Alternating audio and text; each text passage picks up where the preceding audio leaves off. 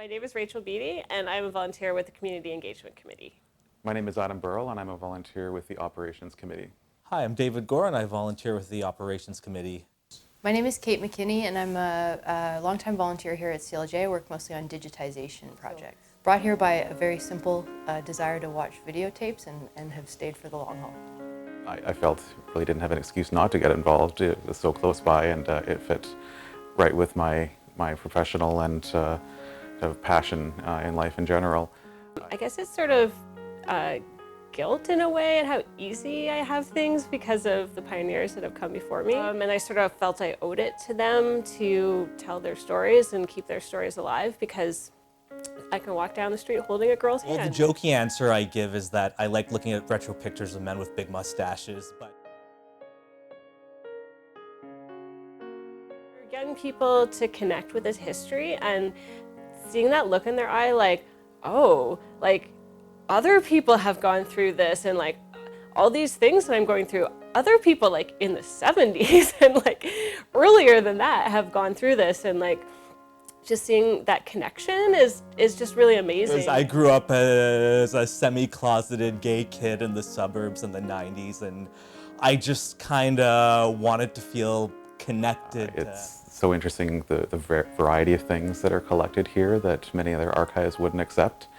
You know, things of various formats, ephemera, posters and pamphlets, even condoms, and just artifacts from events that other institutions might not care to collect, but that might be the only record that exists from certain things. So. One of the special things about volunteering at CLJ is you really get to choose projects that matter to you, both in terms of what your identifications might be or the kinds of histories that you care about, but also in terms of what your skills are, what your interests are, and what kinds of new things you want to learn and try out.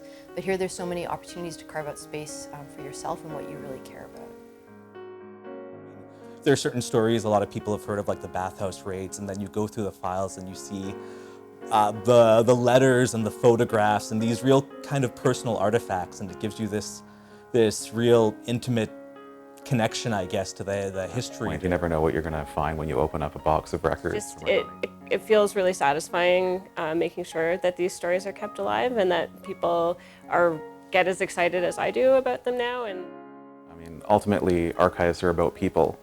Not just the collections that we serve. So last summer I worked with a group of students who really wanted to dive into Mira Soleil-Ross's archives.